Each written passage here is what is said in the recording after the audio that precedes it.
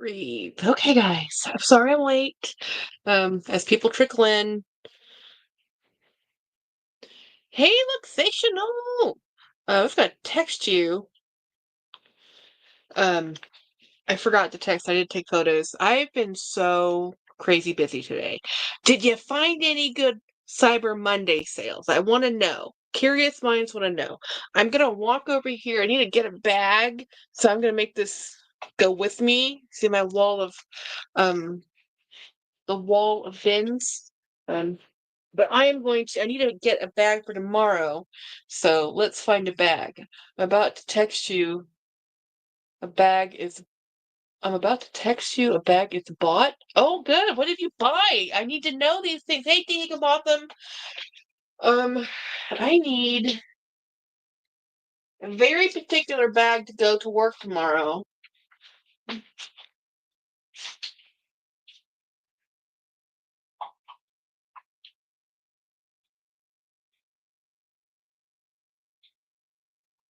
And I'm at a loss about which one to take.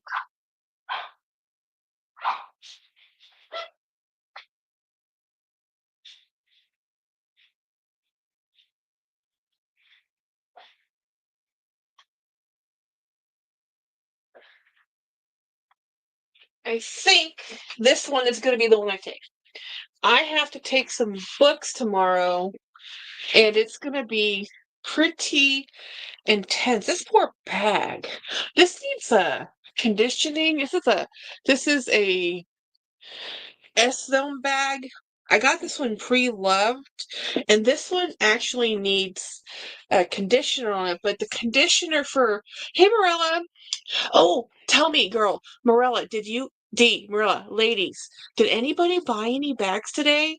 Because, oh my God, the Coach website, did they hit us with a whammy? I'm like, did you just put everything you ever had in your warehouse on sale? Because that's what it looks like.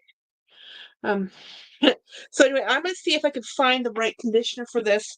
If I can do a quick treatment, I really don't need to, but I want to. So this is one of those bags I put to the side and said, hey, when I have a chance, I'm going to um do XYZ. Here's my chest bag of YouTube. I'm gonna hand you something, James. Can you and James come in here? Yeah, they can see you. Everybody says hi. Coach or Coach Outlet. Either. I think the Coach Outlet that dropped no, Coach dropped a bunch of bags. Can you put this in the refrigerator? I'm not gonna eat it.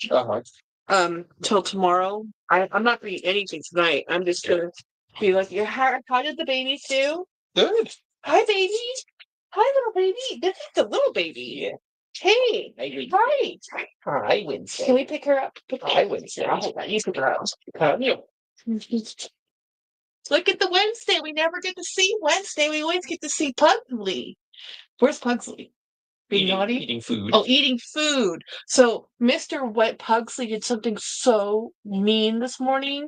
Do you know how pugs can sometimes have a pug cry, high pitch, and if they sometimes you can see videos of it. Okay, you can take away the show, take away the babies. Here's Sir Pugsley. Sir Pugsley found his way over here. This is Sir Pugsley. He stole Miss Wednesday's Dentabone this morning. So she cried bloody murder, and it is a pug cry. It's a whole thing. Thank you, sir. So anyway, I was like, who's killing the puppy? And the puppy was very much protesting about the fact that Pugsley was taking away her dentabone. So we had to give her another chewy treat, not a dentabone. He had two dentabones, and it's not really good to have two dentabones in a day for dogs of their size. So whatever, but they were very well behaved, and the the very well behaved shepherd guarded the babies. The babies were in Hey Apple Blonde. Um let's see. D saying hi everybody, Coach Outlet. I think it was actually the regular Coach actually had the best sales. Even though the Coach Outlet dropped a lot for a good price, the better bags were at the Coach. Like they had shoulder bags, the bandit, and the what do you call it? I need to do a video on this, but I don't have time to do it today. I am beyond tired, guys. Okay, Luxation. I'll show. Can I show the text, the photo? So anyway, I have been running around like a crazy woman. Today was not what I thought today was going to be. Like normally, the Monday after a holiday is kind of busy, but this takes it to new levels. This is new levels. We had a meeting this morning about what to do this week. We knew we had to do some a special assignment, but we didn't know that in order to get them all to fit in to our workload, we needed to literally go on location today. So we jumped into a vehicle and we went to on location. We went 30 minutes out of the way we needed to, but we corrected course. We got back where we needed to, and we met a rendezvous. But when I say where we needed to go, we're in Austin and we drove almost to Houston and then back. That's what we need to do. And then tomorrow we get to drive to location again, and location is 3 hours away. I will be lucky if my workday tomorrow is only 12 hours. But that means, and normally I'm not the one going on location for these things. And normally we have a long day like this, you can do it overnight, but it's not really warranted. You can do it in a day. It just the job itself, once you get to the location, maybe 2 hours. Set up, breakdown, the whole 9 yards, do it 2 times, make sure you get everything you need. If things go bad, maybe 3 hours. And then you get back in the car, you drive 3 more hours. So technically it should be 9 hours, but then you stop, you have food, and you have 4 people in the car. Yeah, enough said, right? So that's tomorrow. And then on Wednesday, my hubby, he's going to be going on location again. I'm going to be at the office taking note for a very important quarterly meeting or monthly meeting that happens every month. But anyway, it's busy, y'all.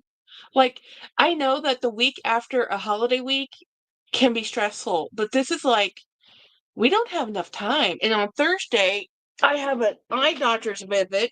The only reprieve in this madness is that on Friday we're working from home because we have to be home for the pest control people to come. So we might be able to take a break. But I'll be honest.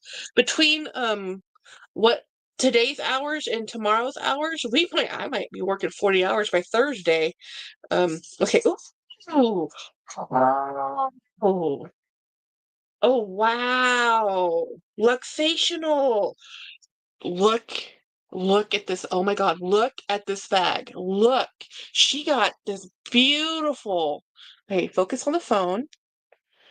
It's a mulberry Alexa in that beautiful color. Score, girl. How did you find that? That's amazing. I've never seen a mulberry of that vintage in that color. That is gorgeous. And it's a made in England one? Wow. Girl, she's a pink person, guys. Luxational loves pink. She's a Hello Kitty, loves pink. This is like the perfect Lux bag you've ever seen. Such a cool bag. Hey Jolie! Jolie, how are you doing? I'm trying to look for something in this bin, so I'll be right back. Yeah, so work has been hell. Well, not hell. It was just very tedious. And then we had to end up I'm looking for a very particular leather cleaner or conditioner. And dang it, why do I do this every time? And then okay, this one. Wait, is this the right one?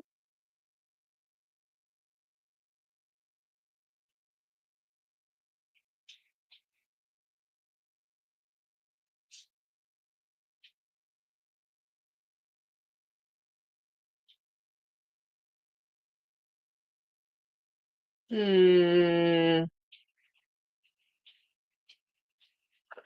Is this I'm not sure if that's the right one.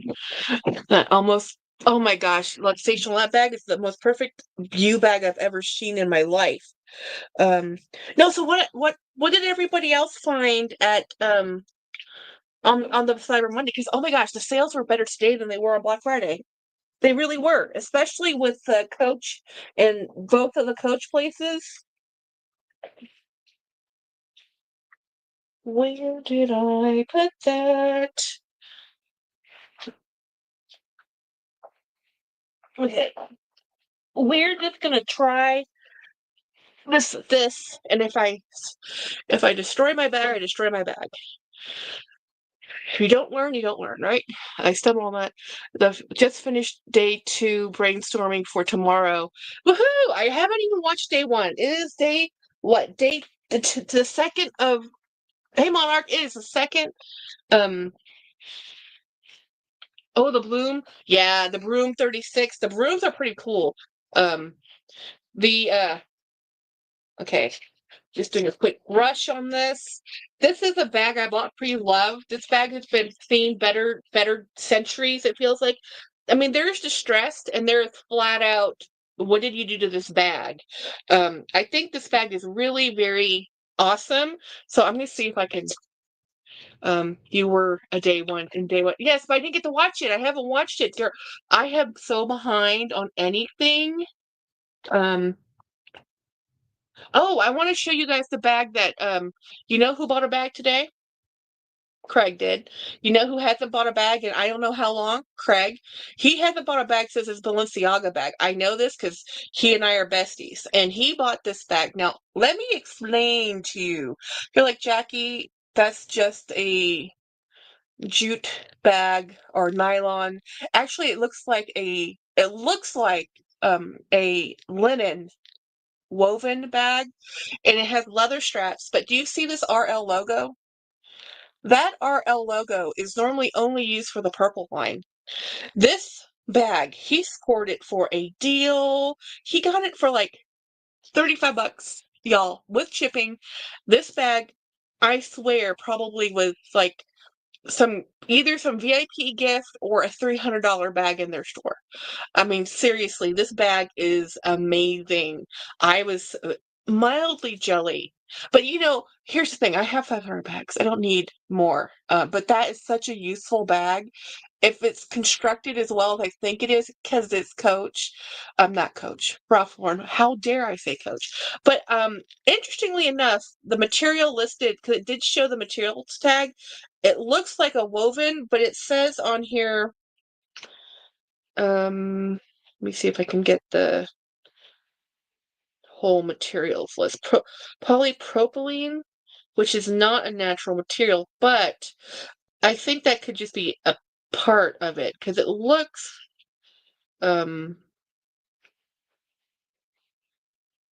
let's see.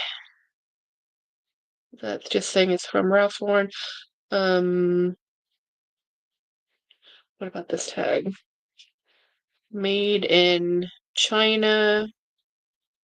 The shell, which is the bag, is probably, 80% polypropylene, and polyester, but it is cow leather strap, so it's a blend. It looks like a natural material, but it's not. But it's awesome. There's two things. Natural material or of this, the way this looks could be brittle. This as a polypropylene might be more stronger, less brittle. You never know. But the fact that they use polypropylene and then used leather straps, it's like, oh, but it's gorgeous. It's absolutely gorgeous. Um, let's see. Yes, Monarch, it was a great video. Really nice items. Ooh, what did I miss?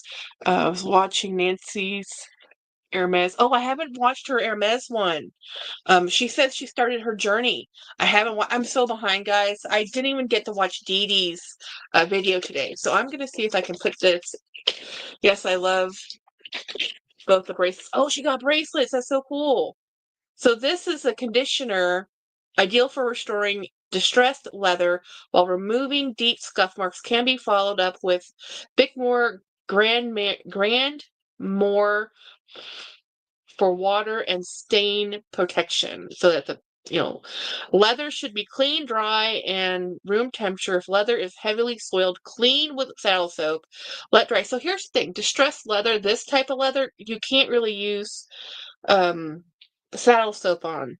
So this is what made me pause. Um, Conditioner with a soft, clean cloth. Rub well into leather. Allow to stand for 10 minutes while it absorbs. Buff with soft bristled brush. Deep scuffs can be rubbed. So I'm going to do this to be safe on the base. We're going to start on the base, right? So Luxational, where did you get your bag from? I mean, where did you stumble across that? See, this is the problem with looking. I didn't even get to be. Oh, I did actually buy some stuff today. Jackie's shopping addiction continued, and I did buy some stuff today. I bought some stuff off of Amazon for Cyber Monday. I was able at dark 30 this morning. I slept very poorly. Very poorly. Okay, this is going to be perfectly fine. This conditioner is going to work. And this leather is absorbing it like it's wow. This is crazy town. How fast this is absorbing. So this is now a dark color. And we're just gonna rub it in and rub the lotion onto the bag. And I'm just gonna keep using the bottom panel for now and then move on.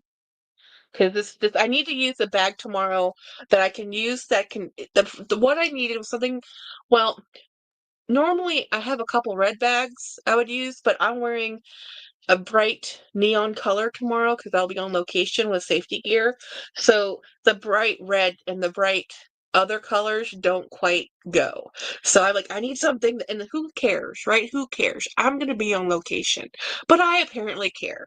So I am, and we're going to, BFE, middle of nowhere, Texas. I'm not joking, and we're going to do the job, get back to the office. But while we're in the car, I'm going to use the time to go over one of the manual that I've been talking about for a month that I've been working on. So I'm working on this manual to make it more user, well, not so much even user friendly. It's more of why we're doing what we're doing. Right? Sometimes when you're in a job and you're working, you get told how to do something and you have a process like do A, B, C. But if B is missing, you don't know how to go from A to C. I'm trying to write this manual so that people can understand why B is there. Sometimes B can be missing and you can go right to C. But if you don't know why you're doing B, you can't work or think past it because you're so stuck with if I do A, I have to do B. Well, no, sometimes A can go right to C and you can keep on going. Life is okay. But when you're stuck with only teaching people how to do ABC, they don't know how to hop between steps or skills. So that's what I'm trying to do with this manual, is to explain why we do what we do and know you can change things. You can, I mean, not always. This is not a shortcut. This is like in this set of circumstances, if this is present, you can go and skip to C. Right? If this set of circumstances exist, you can skip to E. If you don't have those circumstances, if this product or this data is not here, you must do A, B, C, and D, and this is why. So yeah, it's a little frustrating. So I have 3 members of my team stuck in a car with me for all day. They will never, ever, ever want to ride with me again.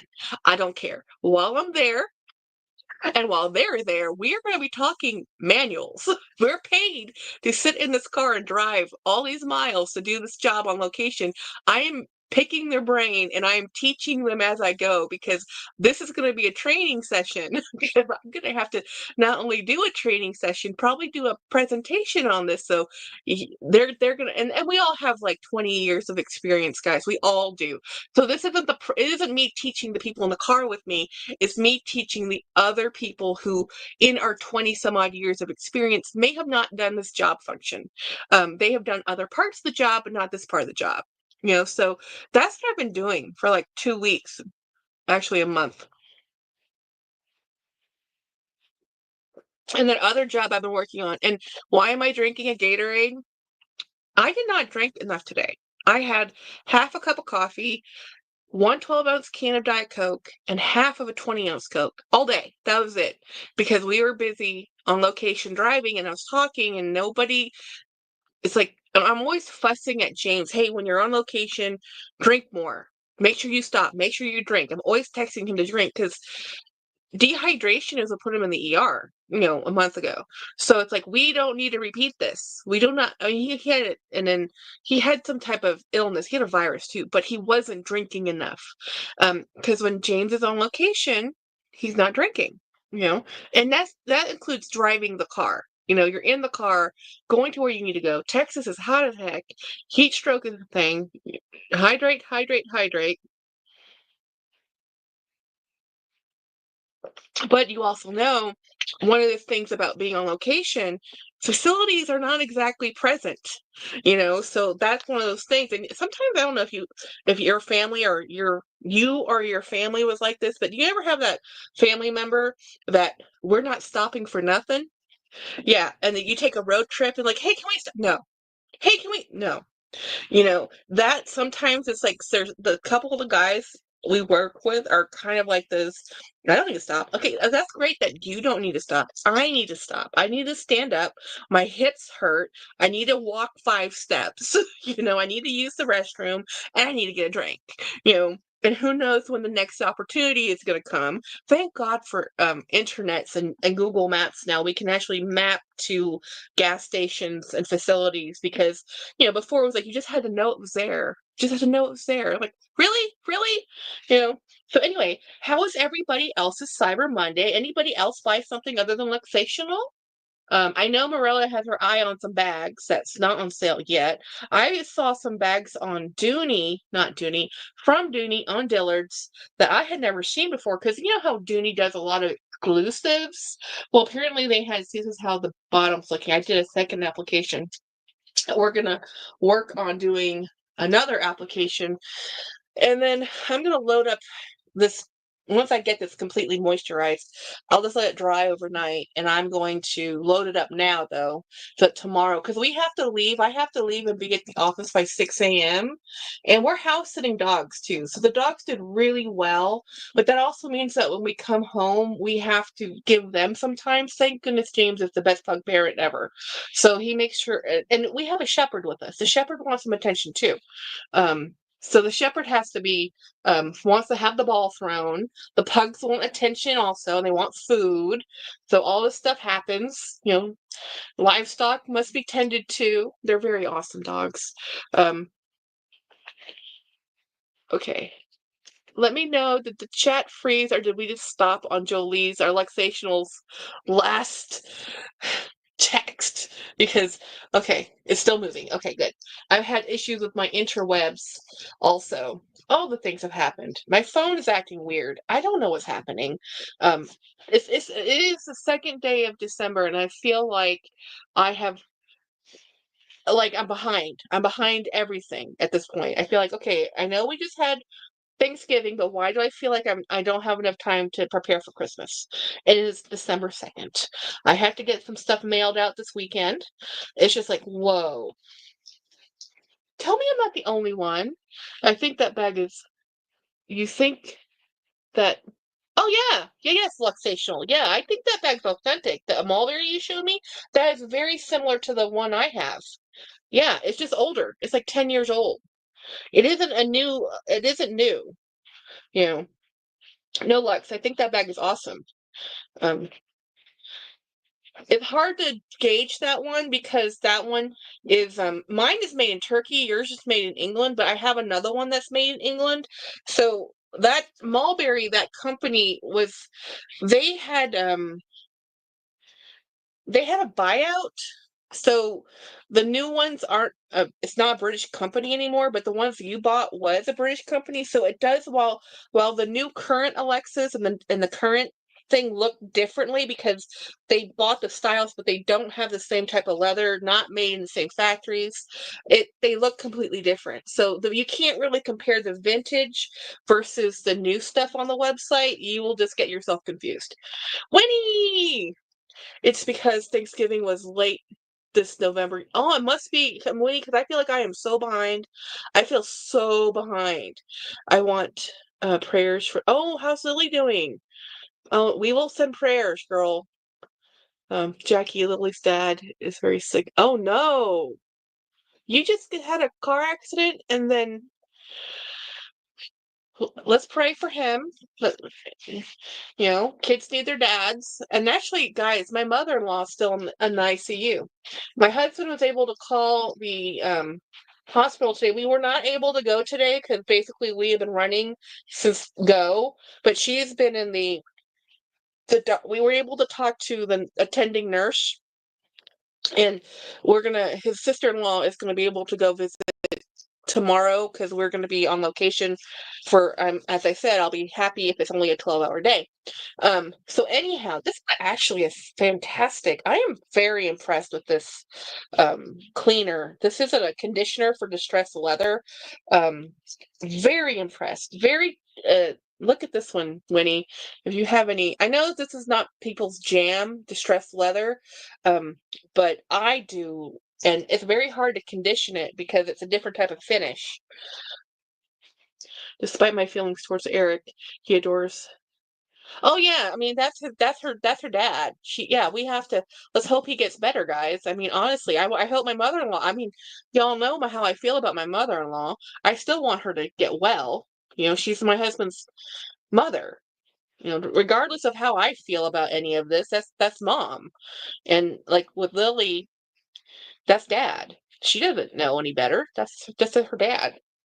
We always want our parents, regardless of whether they deserve it or not. Sometimes they don't deserve it, but that doesn't matter. We still love them. I didn't want my parents to divorce. I didn't want my mother to leave. But, it wasn't about me. It was about their relationship. Unfortunately, when they divorced, they moved across oceans, which makes it very hard to visit.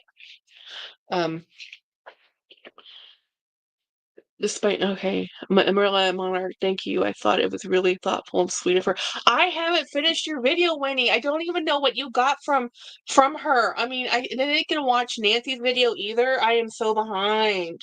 It's like, I am behind on Vlogmas. It's day 2. James Jam did a Vlogmas. I haven't watched that video. Jolie has had 2 videos. I haven't even watched the first video. Like, this is what makes me nervous too, I guess, is because I only have 7 days of videos preloaded, and normally I have the entire month loaded, so I'm never normally stressed out about YouTube. I do have some in the can I need to just load, but loading videos actually takes quite a long time, guys. It's hard to explain to people who don't use Content Create. There is a time it takes to make a video, then there's a time it takes to actually edit the video, which is actually longer. And as soon as you do an editing process, the production compression takes forever. And then you have to upload that into the cloud, and that takes forever. So it just takes, it takes a long time. Vlogmas is very time consuming. So, and plus most Vlogmas videos are edited. Now, you know that Jolie edits her videos. So every time you do a splice, it just takes up more space. It's just crazy how much work YouTube really is just to produce a small video. And but it's fun. You really do have to love doing this or you wouldn't be doing it. That is definitely the truth.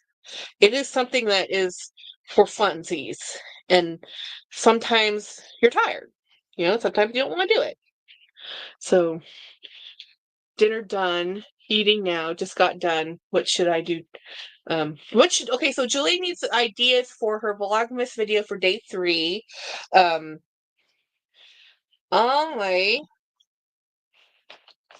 don't know. I can't even think about what I need to have done. So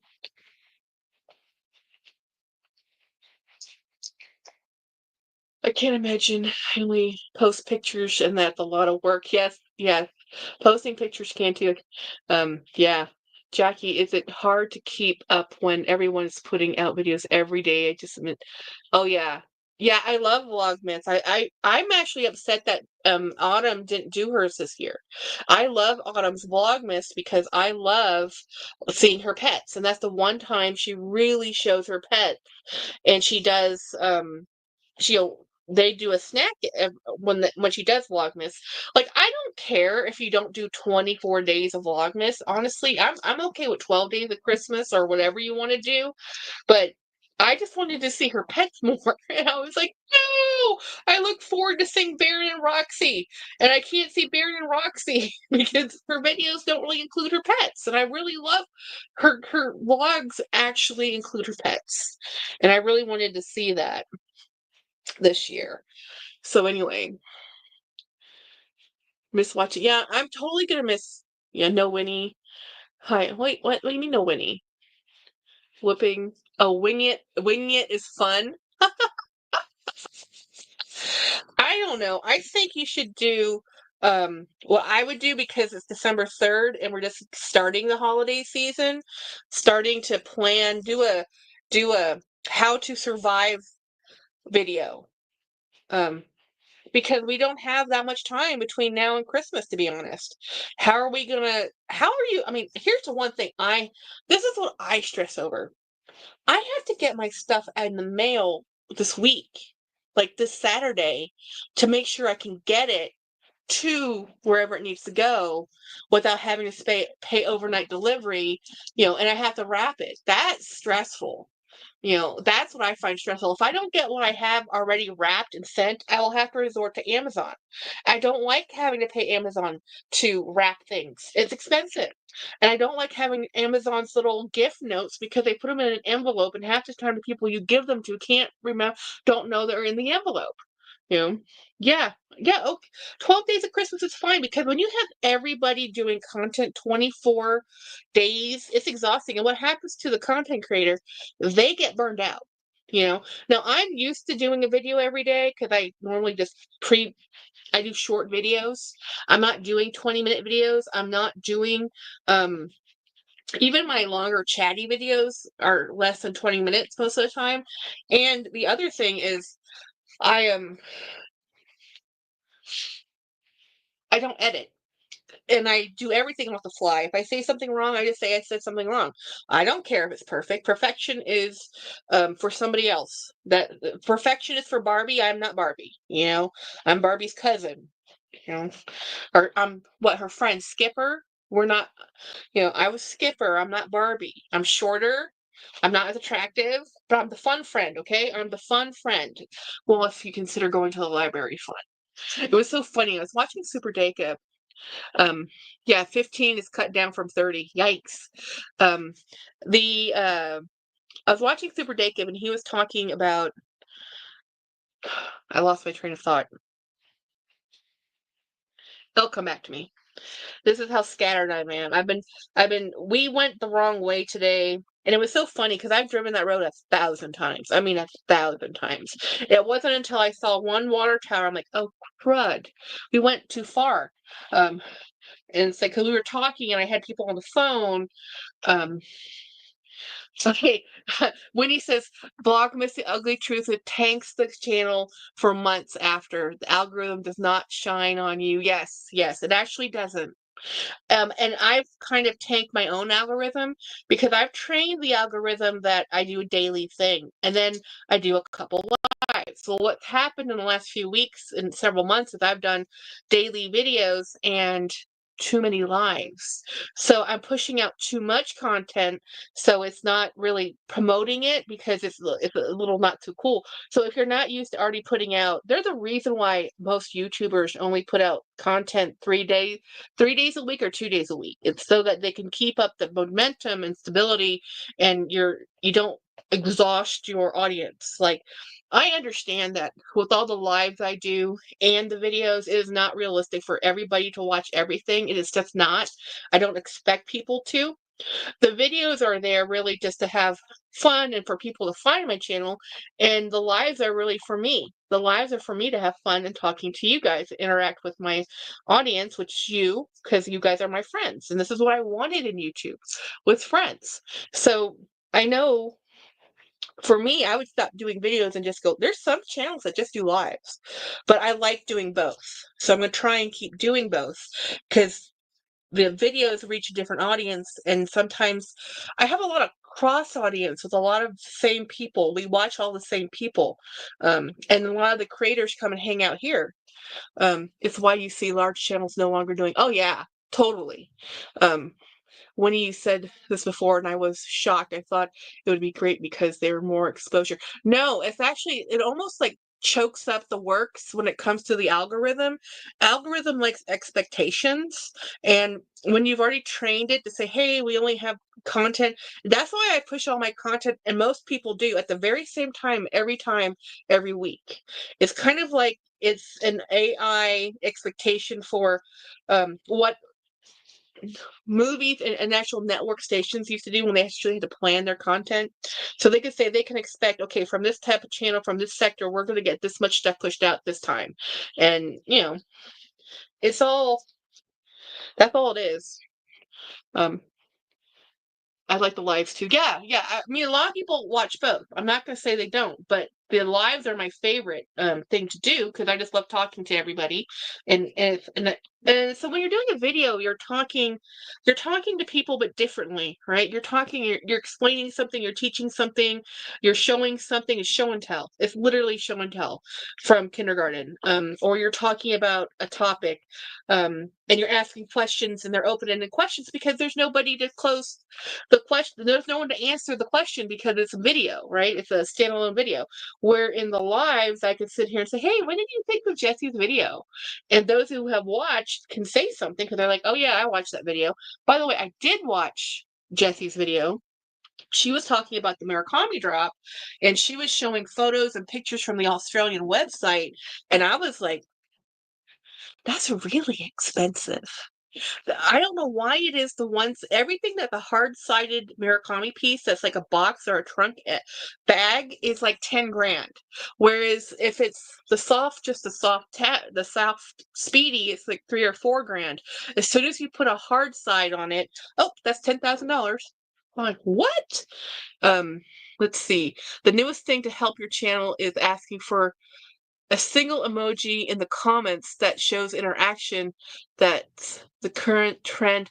Wow, that makes so much sense because I've had so many people say, hey, if you've made it to the end, add a heart. If you made it to an end, add a black heart, or an ice cream cone, or add a cat emoji. I did not know because I thought like that makes sense. So people don't have to commit to words or a sentence, and they can just hit an extra emoji on top of hitting a like. So it's a like and a comment. That's why I try to comment on everything because I know comments are very important. So anyway, we're going to let this chill and dry up, and we'll see how this looks. And I have to buff it still. I mean, this is one of those, the lotion on it and just keep on rubbing. And it will do better. But this poor bag was pre-loved and abused. Okay, ever since I bought this, I have been meaning to do this, and I just haven't until today because I need this bag for tomorrow. I needed something that was slimmer than the bag I wanted. What I wanted to take was my Newberry, Ralph Lauren Newberry bag. I wanted to take that one, but the problem is it has a wide base. And the wide base where I sit in the car, I needed to be able to slip this in the car between the console and the car and not have a big issue with it. And this is actually a laptop tote, so it has the padded side over here, and it has the Velcro, so you can close that right there if you needed to do that. And then it has a zipper pouch in the center if you needed to use the center compartment right there, and then it still has a zipper top. So this is a very convenient. Hey Maria, hey Christiana. This is a very convenient tote. This is what I really love. I love this brand because it is a beat up and go bag, and I work in a field job that normally I don't have to go in the field. Normally I can sit happily in my ivory tower of the agency, but I took some training because I do things like that is now going to require me to hit the road sometimes. And it's just because until the other staffing gets the same training, and it was throttled to limit so many people. And because James is, it's no secret, James is a drone pilot. So there's some regulations around flying a drone and how you operate a drone. I am not a drone pilot. I am a visual observer. I had to take training to do visual observing. And what did that mean? What that means is you have to have your drone and your visual line of sight at all times on top of the other rules and regulations you have to use to fly. So we will be going to a part of Texas to take some drone footage for a job. So, and you have to go to location. Unfortunately, the state is huge, and but it's close enough that it's just a drive there and drive back. It isn't going to be one of those you have to spend the night. We've had to do that. Gosh, you have not had to suffer until you've had to do an expense report for the government. That is like the most painful thing. I will buy my own lunch. I do not care that before I have to do an expense report. But as soon as you have to do an overnight, there's an expense report. It's like, great. Because you have to, actually, if I do, there's an automated program for booking hotels, but then I don't have to do an expense report. But as soon as but you do get a per diem rate, and as soon as you eat food and you have to get, but you know how annoying that is? That you would rather buy your own food than have to deal with paperwork? That is how tedious a government expense report is. Um, yeah, well, just people, um, at the end, if you make a drop, drop an eggplant. The eggplant, they don't do too much. Jackie, descend, descending from the ivory tower. I know! At least your bag will have some great exposure, right? It's like my ivory tower of greatness. But I'm going to be lecturing my coworkers. We're going to be hashing out a manual, and I'm going to hash out a training process. And I don't care. We're in a car for hours and hours and hours. They're going to hate me. They don't really hate me, but they're going to be like, Jackie, can we stop now?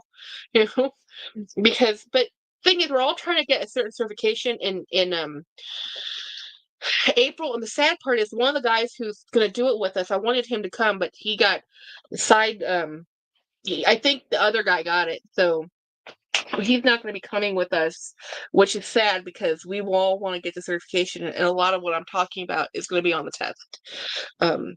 We're doing a training in April, so we're doing a lot of prepping.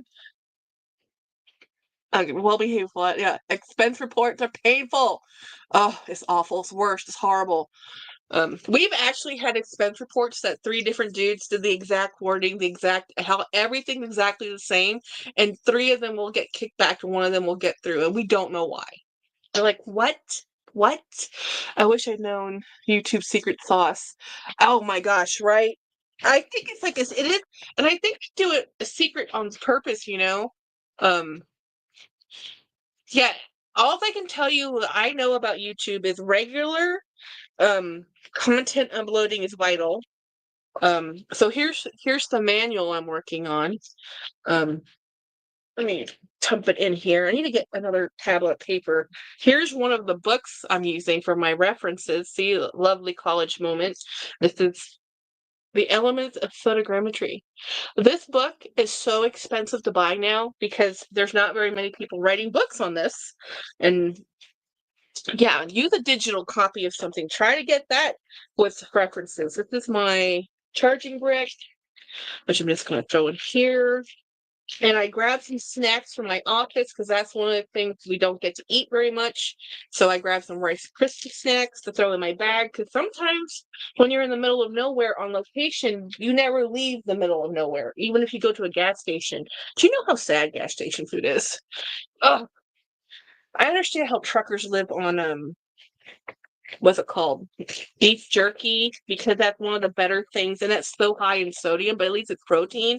I actually like going to the truck stops that have boiled eggs because I don't want that much stuff. I just want to eat something that isn't um a carb or isn't I'll take fruit with me too. That reminds me I should grab some apples for tomorrow. So this is what tomorrow's bag looks like. So I just did I'll probably do another application of conditioning later, like tomorrow or the next day or whatever. But so books, papers, pens, charging bricks. And if I have to, I can add more stuff, but this will be easy to throw in between the seats because it's slim, not too thick at the base, because I have to sit next to this thing. Hey, Dee Dee! But I also have to change my chest bag. Put that over there. Let me put this back over here. The mess I have made, y'all. The mess. Let's just not talk about it. So here, I every time I come in here, I clean or I make a mess or I'm always trying to pick up something, so I always make a bigger mess. It feels like. Consistency is key. 2 videos every week, same day, roughly the same time. Beyond that, no clue. Yeah, that's all I really know about YouTube is that it likes a regular commitment to scheduling. It doesn't like waffling. It doesn't like different times. So if you say, and that's why I kind of panicked when I was trying to get here because I was late. I want to go live 6:30 Monday and Friday like clockwork, and I have built-in buffer time. I really do have built-in time. And it's like lately it's been like all I can do to get here and sit in the chair. Oh, the bean is in the house. I have to stop talking about her. That's so funny. That's okay, Jackie. I always find out. Hey, I missed something. I didn't say. Anyway, I have a small unboxing. I just opened the package. It's a very small thing. I bought this off eBay because I wasn't able to find this in. If y'all know me, y'all know I'm a big pin collector for Disney pins. Some people have gifted me pins. Thank you very much. Actually, Luxational has gifted me quite a few of them. And I love Disney pins. I love using them. I love displaying them. I find bags specifically just to use the pins on. And I have a pin that I've been wanting to get and looking for, and they had it on eBay. Somewhere was tired of it. So this is Stitch, because y'all know I love Stitch, but it's really hard to find Stitch with his spacesuit on. So when you first see Stitch, when he first lands, his name's Experiment, whatever. He has multiple arms, little ray guns. He is so cool. I love this dude. I love this so much. I'm gonna have to find some really cool bag to put this on. Like, I have the bag. I just have to find which bag I want to put it on because I'm not gonna buy another bag just for that one pin because I've done that. I have a bag coming in the mail that might actually work really well with. Yeah, that's going to happen. So, I have to show you guys. I did a members exclusive unboxing. One of the things I unboxed was this bag. This is a Bitsy bag. If this bag could come in every single color in the rainbow, if I could own it, I would. I literally would. I would own this bag in every color. I love the Bitsy bag. I love this more than the Zip Zip and the Dome. And I love those two bags. But I just love the Bitsy bag. It's just so much fun. I love the proportions of it. It's just a fun bag to carry. It's just cute. It's a cute bag. This is my fun small bag. So I got that this weekend. This weekend. I got it in mail Saturday. And then I got this bag in the mail Saturday. This is my dome satchel. I showed this on Instagram. So this was on sale for Black Friday, Cyber Monday, whatever, from Dooney and Burke nylon. And I love this nylon. So sometimes they go from a glossy nylon to a matte nylon. This is the matte nylon, and I love it. I just absolutely love that bag. And I was like, Jackie, you don't need another dome bag. You have that dome bag in how many different styles, how many different colorways. You do not need another dome bag. I bought the dome bag. Because I saw it and I fell in love with it. Oh yeah, it's such a great bag. It's so very cool. Do I still have? That was yesterday's drink. I'm trying to move stuff over so I can get to my medication because I have, I cannot forget. We cannot forget. That's the other thing I need to do. Well, we're not forgetting. I'm just putting it to the side. I'm gonna take my meds, I promise. I need to switch into this bag because this bag is easier for me, even though it's beat up and kind of dirty. I haven't washed it yet. I need to use this one because my chest bag, the Kipling Heart bag, which is fun to use, actually is not very convenient to wear in the car. It's great in the office because I take it in the office and I take it off, and when I get up, I'll put it on and then I'll take it off. That's why every keychain in here is on here, because this is my, office keys. This is the car keys. This is my fob. This is my actual badge to get in and out of the office. So yeah, so this is really cool. This is a wicked collab. I wish this was a nylon and not whatever the sparkly weird fabric is. But what do I have in here? I have my wallet because I had to go on location. So I left my bag at the office and just grabbed my wallet and used my chest bag. So this is also my work phone. So that has to go with me because that has all my Teams on there. And then in here I have a small little notebook when I need to write things. And then actually I have a Starbucks gift card. I need to put that in my wallet. Yeah, so that's what I have in this bag.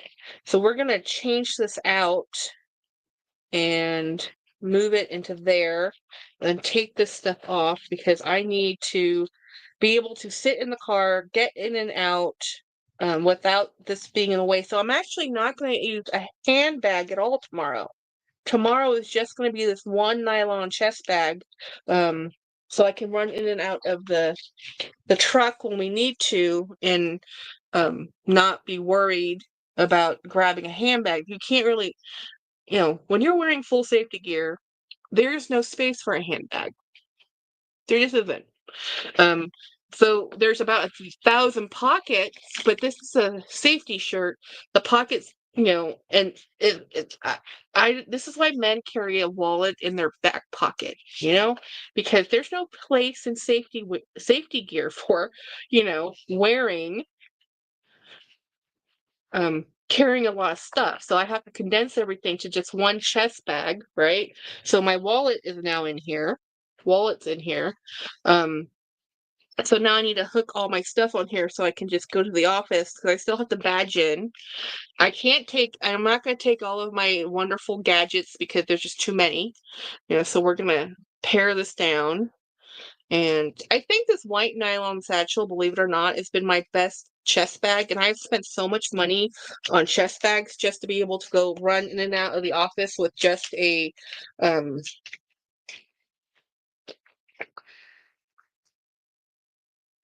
Jackie words. Because I have to always carry two phones, and women's clothing it's not really conducive to two phones. So this is what we have now just reduced my stuff to, the bare bones, guys. So it's keys, it's a tracker, it's the office keys, it's my badge. That's it. No decor on this trip. But guys, he would be so cool on this. Okay, let me see if I need to get a different back for that pen because I can't use. Where did I put? I'm going to move this real quick, guys. Where did I put those? Aha, I found it. I need to organize this better. It's organized. It could be better. It could be a lot better. It always could be better, right? Always a work in progress. So what I was looking for are these are the locking pin backs. So the pin backs that most Disney pins come with are these pin backs now. And this is well, you can tell the vintage of this is that this is a metal frog back. They don't do this anymore with their Disney pins. This is a much older pin. But let's see where we're gonna. Oh.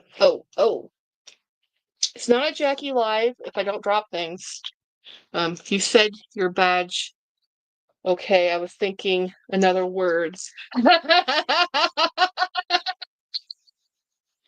That's funny. Winnie, I love you. You make life interesting, never change. Winnie B, mouth of the South. No intro, no outro, just this hoe. And that is why we love you. You just say it the way it is. You know? So okay. So there I just put a different pin back on here. And we're gonna take this. It's gonna be so cute. My safety gear, by the way, looks a lot like this orange and neon. So it's gonna look so cool with this white chest bag. So I can run in and out of the car, have my wallet on me, have my work phone right here, and then be able to go in and out, no stress and less. So some of the things, the quirks about a state employee is that if you have a work cell phone, and let's say you leave your cell phone in your truck, and let's say you don't lock your truck, or you do lock your truck, and let's say your cell phone's missing, something happened, it walked away, you are liable. Do you know how much cell phones cost now? I don't want to have to end up paying my office over $1,000 because somebody borrowed my dang phone. Mm. So I do not leave. If I leave the car, my phone is always with me. My personal cell phone and my work cell phone. If I'm in the office in my ivory tower, I do the same thing. It comes with me. So this is going over here. Mm.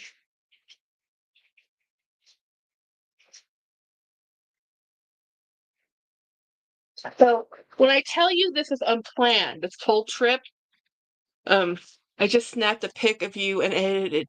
Check your phone. Okay. Let's see, Jolie. Let's see what Jolie did. Whoa, I got a whole bunch of texts. Um, oh, please make this your third video. Put this. Can you see?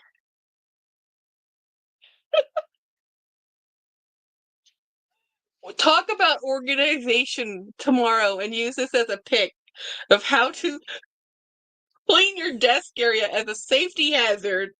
Um, Aaron's asking, okay, I'm busy Saturday. Yeah, let's see. I got so much text, really, honestly. Okay, missed call, missed call. I don't care.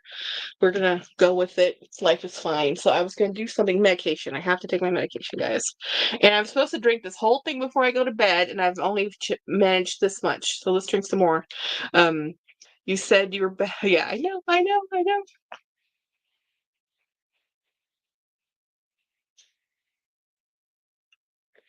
That was a great photo. Um, Yeah, so life has been hectic. So when I tell you this was completely unplanned, that I would be going on location, normally I'm not the person going on location. I just finished this training a month ago. Two of us have had this training. Most of the time, we need to have a 3 crew minimum. 4 is better. So the thing is, the ultimate responsibility for when you're flying a drone is the drone pilot. But because we're the state, we have to have more safety features. So we have to do a bit more. So the shoes, my safety shoes, I haven't even worn them. I'll be breaking in my safety shoes on the first. Believe me, if I come home hobbling, we'll know why. And let's answer Winnie's question. How come Australia and Murakami drop online and we didn't? I don't know. And it makes me mad because I was watching I thought it opened for pre-orders. I didn't know it opened for like, let me show you everything on the planet. And maybe they changed their plans when people leaked the thing that wasn't supposed to leak. I don't know, you know. But yeah, so on Jessie Styles, she did show a video going through all the Murakami things. They got some cool stuff. I'm not gonna lie. It's cool stuff. But the prices, not nice. The prices are not kind. The prices are high. You know, it's not like Louis Vuitton is inexpensive ever, but there is inexpensive. There is a there's a price that you're comfortable paying, and then there's a price where you're like, if I'm gonna pay that much money, I'm just gonna go walk over here and get Hermes pre-loved because it's now the same money. And I mean, it's what you love, right? It's what you love and like. If you what you love and like, it's going to be a Louis. And even Jessie, who has an entire collection of Hermes, said she's probably just going to stick to the pre-loved Murakami because she used to have the pre-loved Murakami. She used to have that collection. She sold that collection. I promise you, even the bag she just bought, she'll probably end up selling in a year, because that's just how it is. But she likes the Murakami color collection. She doesn't really like the brown LV. And that was interesting when I watched um Meredith video on her petite mall bags, which by the way are gorgeous. It was funny because she had this one reverse monogram. She's not really a reverse monogram person, and she said that, but she really loved the bag. And when you look at her petite mall collection, which she has 8 of them, they're all bright, they're like bright pops of color, every last one of them. So the brown does look like, well, that doesn't quite fit into your look and vibe. But she really likes the bag, so she has the bag. It sucks. It will drive pre-love prices. Oh, it totally will drive. It's been driving. It happened with the denim collection, and the denim collection never went down. The pre-love denim is still expensive, so it's like great, okay, and because it started going up. It's like the my Ideal bag from or the mini Lynn or the Lynn, the uncoated canvas from LV I have. When we all said, like, just a few years ago, you could get that bag all day long for $250, and now you're lucky if you can get one for anywhere around 5 in any kind of an okay condition, and to get it in a good condition, they're $1,000 pre-love now. And 5 years ago, it was $250 all day long, all day long.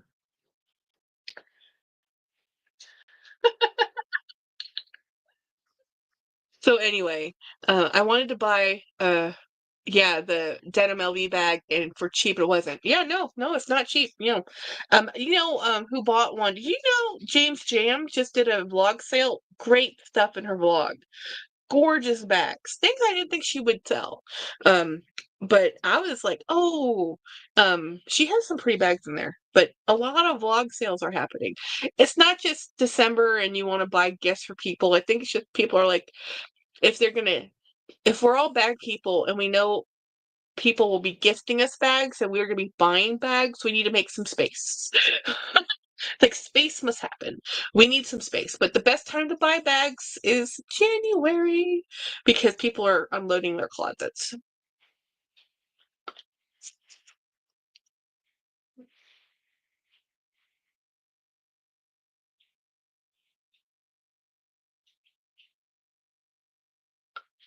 A lot of people are not buying.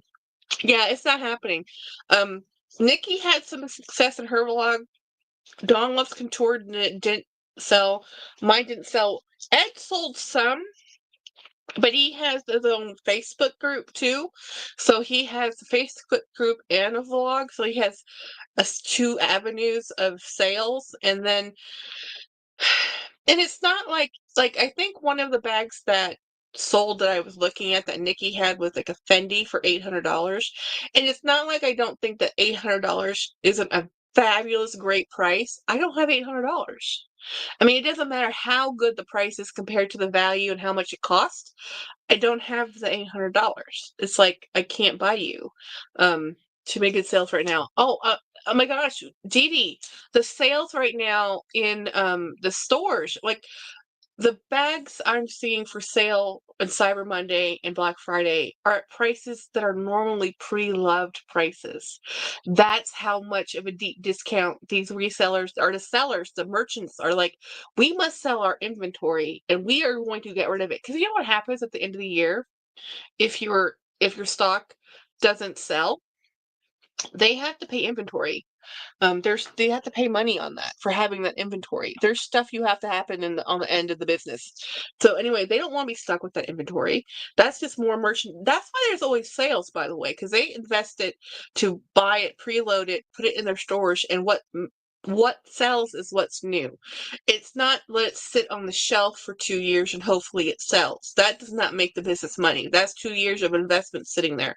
My friend who was a small business owner who was successful said, I would rather make 25 cents on the dollar than have it sit there and lose 100% on the dollar because it's inventory that isn't moving. I would rather get the 25 cents out of that dollar investment so that I can reinvest it into something that will sell. And that's how you do it. And when you have odds and ends, scraggly ones and threes and twosies, those are the hardest to sell because people want to see more than one item and a variety of sizes. And so when you get down to one sizes and two sizes, she says the best thing to do is when you have one or two items left in a run, you mark that to 75% off, you get it at the door. And then you put a whole new fresh look out. And she was in business for many, many, many years, many, many years as a small boutique business. And that's hard to do, you know, um, because that was like, she was ruthless when it came. She marked her things fairly. She went to market, she picked well, and she did not fall in love with her inventory. I fall in love with all of my things. So if I fall in love with my things, it's hard for me to sell and part with them because I love them. And you can't love something you're trying to sell. Like, ever find that really cool thing you really want, but you're like, oh, that's really priced too high? A lot of times that's an emotional price tag versus a realistic price tag. And I like when like I think Keith asked me, like, would you sell your Ricky? I'm like, yes, for a very exorbitant price because I'm emotionally attached to them. If I love you and you're my friend and bestie, I'll give it to you. But if you're just some person who says, hey, I want to buy that, I'm like, I don't know you. I love this bag and I don't trust you with my baby. Who are you? And if you want it, I'll sell it to you for $2,000 if you want it. But no. If you want it for what I paid for it, no. Well, I've gone from 130 bags to 50-ish. I'm doing good. I'm stuck with the same 5 bags. Winnie, you're using Big Booty Judy. You are stuck in that empire for a year. You just got to use them, Winnie. Yep.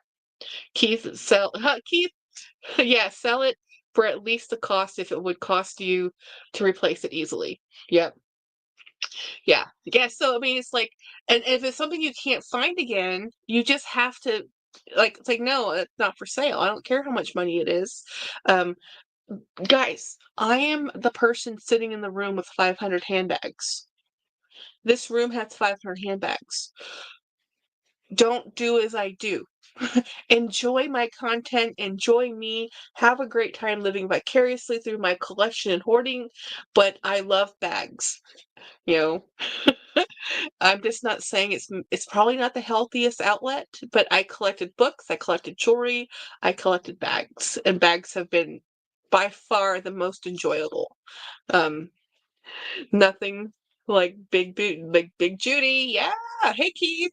Um, so anyway, I haven't done much on my bags. I haven't done much at all since yesterday, since I talked to you last. I know for a fact I will not be doing anything tomorrow on the interwebs because I will be doing a 12-hour workday. So text me if you want to talk to me because this is not going to be on the YouTubes. And whew, we have we're house sitting. We're not house sitting. We have a house guest. Our shepherd. My shepherd friend will not come in here with me. She does not like the big tower of bins. Hey, how's your Thanksgiving?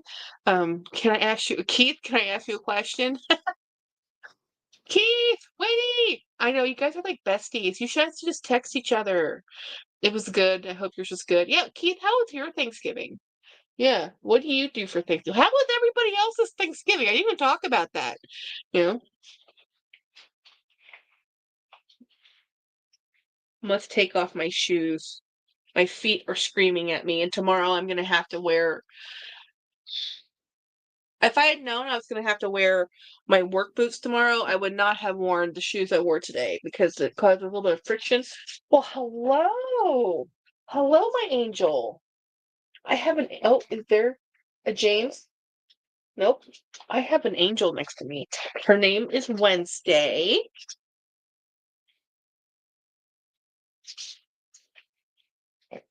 Look at them. It's Wednesday. I was in LA with family. Nice. And have a beautiful. Would you hold it against me, Winnie? Yeah, love you, Winnie. Um, I would have to send this proof to sustain. So this is Miss Wednesday. She is our child. She is the best. She's actually a princess. And that is Mr. Pugsley. He is a little bit of a pest. He can be a little bit of a jelly pest. He doesn't let me pick up Miss Wednesday very often because he's like, "Excuse me." He's actually pawing my leg right now. He's like, "Why are you not petting me?" Mm-hmm. Isn't she adorable? Look, and did you know the national, I don't know which dog show it was, Best in Show was a pug. His name was Vito. Okay, okay, okay. Careful. Don't hurt yourself. Yes, yes, yes. Yes, yes. I see you. Okay, guys, the kids are being um questioned. What question, Keith? I definitely need to wear thick socks tomorrow. No, go away. Mr. Pugsley. I see you know a lot about retail. You seem to know a lot about. Oh, me or Winnie? I worked in retail. I worked in retail. What do you know about these outlet malls forming partners with brands and contracting with them to make items free for their outlet? That's awesome. I think it's called Made for Outlet, and collabs do it. They do it for collaborations. They do it for specific items. Um, they have to. It is very, very hard to staff to stock a store, especially with odds and ends. And a traditional outlet used to be the odds and ends. It used to be season leftovers. It used to be the onesies and twosies. What's happened is instead of having outlets to do that, they sell like Nordstrom's, like Dillard's, Macy's. They have partners with downlines, discount retailers. And this started way back when. Dayton Hudson, which, if I can't remember the name, what they turned into, but Dayton Hudson used to have the downstairs basement, literally the basement of the department store. It used to be the discount section. It used to be the outlet for the other floors of the store. So when items would get down to one or two items, not enough to have a full run, your displays look bad, you take down those items, you put them down to the basement. And that's why the bargain basement kind of came into to play. And this is way before internet, of course. This is way, way back. Way back. So that's when you would get the best deals because those really were things that were in the store that didn't sell, that went down to the bargain basement. And I think if I do not quote me on this, but I think that is how Target got started. I can't remember my retail lore, but this is all stuff that we learned in geography. And you're like, geography? What does geography have to do with retailing? It has everything to do with resource management when you're looking at goods and consumer goods. You're looking at importing items, exporting items. You're looking at how do you produce something and how does that affect globalization, right? So the health of your economy. So I took a lot of my geography courses were human geography courses. And what does that mean? There's physical geography and there's lots of other types of geography. Well, human geography is based on patterns of people in society, but not just the migration of people, which would be um, the word with an A in anthropology. Um, so I took a lot of sociology courses, a lot of geography courses, a lot of how senses of place and space affect people. And part of that is retail theory of place and space. How you place a display affects how people feel about something and affects how you buy something. There's a reason why, like in casinos, there's no time clocks. They don't want you to know there's time. They don't want you to see the outside. They don't want you to realize you've been in this building for so long that the sun has gone down. So the same thing happens in retail. So there's a science for retail merchandising. And so, but what evolved from the original plans of just putting stuff in the bargain basement, they've found out that they actually people would go to the bargain basement before they went up to floors 1, 2, and 3. But they want you to go to floors 1, 2, and 3. They don't want you to start at the bottom, at the subfloor. They don't want you to start at the basement. They want you to, because the highest profit margin is going to be floors 1, 2, and 3. Mostly the most valuable items in the store that are quick grabs, good merchandising, is going to be the first floor. That's why when you go to a department store, the first floor of a department store, you walk into the cosmetics and jewelry section. And then you're going to find the shoe section. You're going to find the ladies or whichever. If you want to know what's selling, walk into any department store, any store, walk right in, look at the very first view. The first view. What is the first thing you see? That is what's selling. And then when you go further into the store, this is why the men's department is like the fourth floor. Because men do not just go in there and shop. It tends to be lonely. It's kind of sad in there. Women's formal will tend to be on the third or second floor. The first floor, it's going to be the things that people are going to grab towards, right? So there's a huge amount of science and where you put stuff, right? How logoing, how do people see the logo? This is why we buy LV. This is why we buy Hermes. We don't want to just buy. This is why the Constance is popular. Because the Birkin is iconic, but if you want someone to know you spent a lot of money on a bag, the Constance has a big old H on it. Most of the other bags from Hermes, that logoing is teeny tiny little logoing. You don't know it says something. But when you have the Constance, huge H, because you're going to show people, hey, this is how Gucci, and I mean, this goes all the way back to Coca-Cola. This is branding. It's just pure branding. We're doing branding to associate a lifestyle and a feel with a brand. So I'm getting off topic, but what happened was department stores had discount bargains. Then what they found out is because people would go to the bargain basement before level 1, 2, and 3, they decided it was better to wholesale out or partner with a discount retailer, which they might actually own also, and that becomes the bargain store from the retailer. And then what they found out, some stores like Nordstrom's and the Rack, they have found out that it made more money if they just separated, instead of wholesaling out to a discount store like TJ Maxx, Marshalls, and Ross. Those people have to get those items from the parent company, the distribution. So it's all about distribution. So when people complain about YSL and YSL not having sales, the reason they could have sales is because their authorized distributors, which were department stores, were able to do sales because they can mark things down to move it out of their house. Well, the parent company says, we don't want the association of our items or a sale item, so we want to control the distribution directly. So we're not going to be part of your department store. We're going to have a boutique in your department store, but it's not going to be so, but we can't go on sale because this is not really part of the department store. We're just housed in here, but we're really the YSL boutique. So they could control what could go on sale and what couldn't go on sale. And that's how you could still use maybe department store dollars, which is a different rewards program, than it went on sale. So and then it evolved more, right? It evolved into outlets, and outlets used to be often at 1 or 2 outlets in the whole nation, just 1 or 2 of them for the whole brand. You'd have one maybe in the south, maybe one in the north, and then what happened was people were going to them and people were buying stuff from them, and it was more popular, and it was a destination space. So then what happened was the outlets were like, well, let's just build outlets.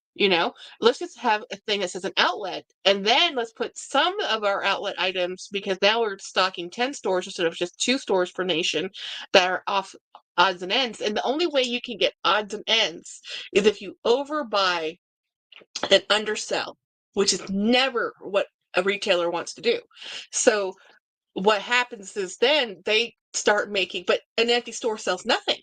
So then they have to put in made for outlet items, specifically just for outlet. because it still has their name, it's still their product. They put in some of the regular boutique items that they normally would sell, but it's hard to you cannot stock the amount of outlets. If you look at if you go outlets for whatever company you're looking at, and you look at how many outlets they have, and then you look at how many retail stores they have, they can't possibly supply all of those outlets, you know, with stock from their parent store. So that's a very long explanation of of why they're doing this. It devalues their brand, and I think it's actually having a backlash right now because of what's also happening. So it's evolving again. I think it's evolving again. So it went from a true outlet, it went from the bargain basement to offset to the retail store, a second store, right? Like Solo Serve.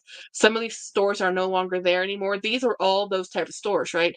And then it went from, oh well, we'll do an outlet ourselves. Then it went to what's happening, which is the oversaturation. Which is happening is people are going to the outlets before they go to the parent store, which is not what the retailer wants. The retailer always wants you to go to their store. Their whole business model is based on you buying their products. They do not manufacture products. They distribute other people's products. Now, Macy's might have a Macy's brand. They might even have a small section of stuff. But when you walk into Macy's or you walk into Dillard's or you walk into Neiman Marcus, they're selling Michael Kors. They're, well, maybe not in Neiman Marcus, but they're selling branded other brands. Those have to be what makes them high end and valuable is their limited amount. Like these are, if you could just go to Walmart to buy it, you're not going to go to Neiman Marcus to buy it. You're not, if you can buy it for $5, why would you spend $500? That's just not the way it works. But everything's kind of in a turmoil right now with mass consumerism because we have overconsumption, cheap, and a lot of it. We have what is called the five and dime store everywhere online internet. When we have to compete with Shein and Wish, and then now we have Temu, and now Amazon Haul, which is their beta platform for their hauling service, a lot like Temu, because they're trying to compete with Temu because more and cheap is selling than better quality. We don't care about quality. All the quality is the same now. Everything's manufactured in the same 3 or 4 places. All the quality of the material is just about the same. I know I froze. Okay, my screen's frozen.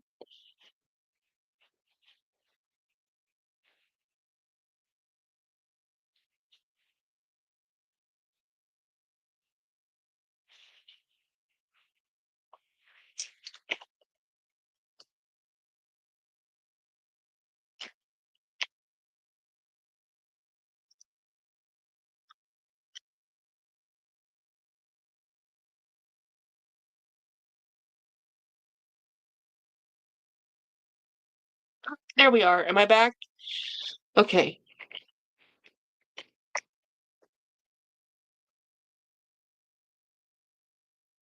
Okay. Whew. Yep. Okay.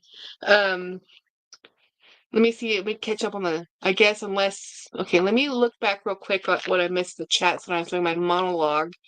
Um,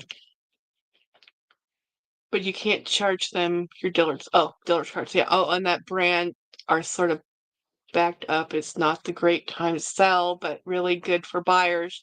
But flipping is over. Yeah, flipping is bad right now. I guess unless you have something limited edition, it's just highly sought after. There's just too much product and not enough demand. And not just that, the manufacturers in that are contracted to do these, unless it's locked down hardcore, they're just going to make it a secondary version of it. You know, why not? They're already making the primary.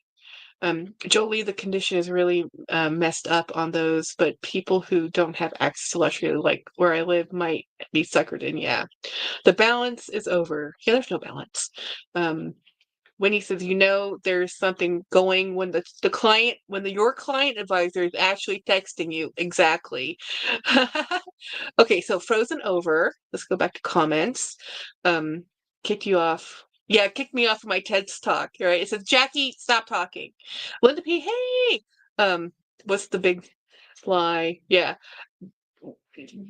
Yeah, you would think that would cause eBay sellers and Posh sellers would have things priced cheaper. Nope, the stuff won't move. Yeah, made for outlet pieces. Made for outlet, and then they don't tell you is that an outlet piece. That's what drives. And Coach is trying to do this now. When Coach had Coach Factory, then they would tell you, hey, it's Coach Outlet. And you can tell it's Coach Outlet. And then they were only doing outlet styles that were only in the outlet. Like there were certain models that were only in the outlet.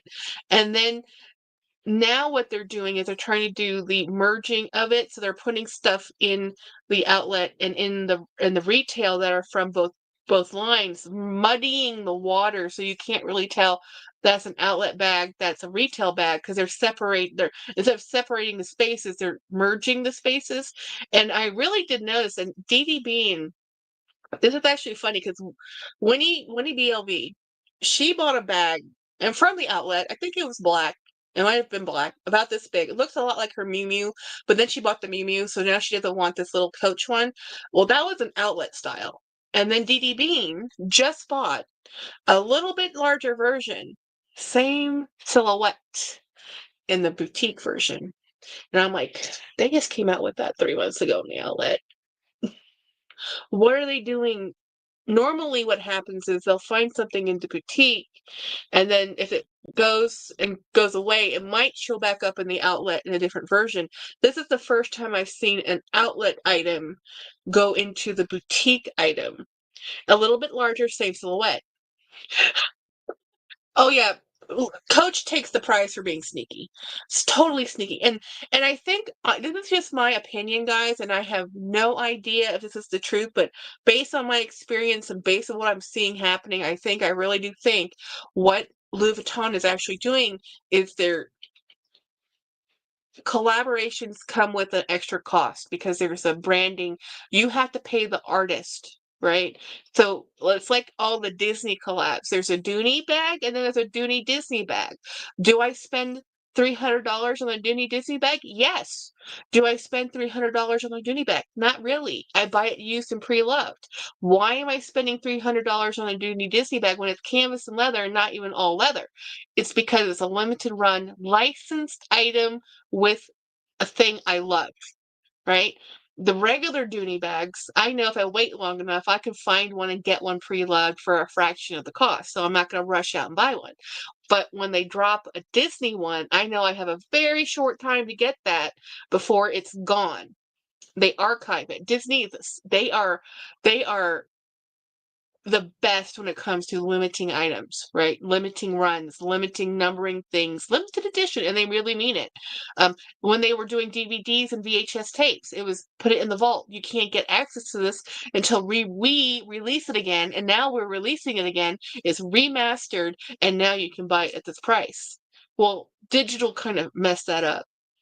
But they've done this. And Louis Vuitton, and what we all say is all these large luxury people have become fast food luxury. They become mass market luxury. It isn't a small store with 5 outlets and a really cool, well-made bag.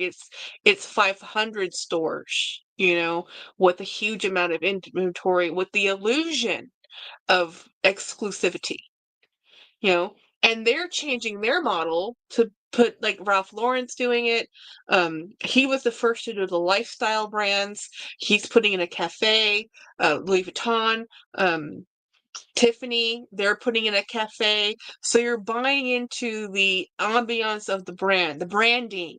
You want the floor in your stamped in butter and to look like the LV Pat monogram to reinforce the luxury. Is that butter any better than the other 5-star restaurant butter? No, but it's stamped in the Louis monogram, you know?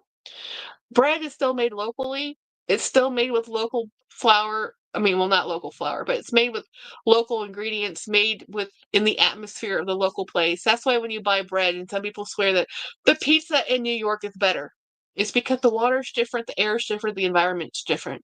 So when you go there, it is different. So bagels do taste differently based on where you bake them. You know, there's a reason why baking instructions have altitude differences. It doesn't taste the same. It doesn't cook the same depending on the environment, the humidity, and how hot, cold. Everything matters in baking. So I hate baking. I hate proofing bread. You can do everything the same way, and depending on the weather, that bread does not come out right. Same thing you've always done because the weather's a little bit more humid. Um, Geez, I like the puzzle, but the Loewe is priced insane. Says the lady buying Mew Mew. Oh my god, I love Mew Mew so much. Linda says Black Friday. I just bought a little red Florentine Katie crossbody. I love that bag. That's to get a Florentine Katie for $60. I saw that bag, Linda. I wanted to buy that bag so bad. I was like, no, Jackie, no. That is absolutely insane. I do not know how they can sell that bag for $60 and make money. I don't. I really don't. Julie said everyone who did videos in the past said they'd love it if they brought it back, but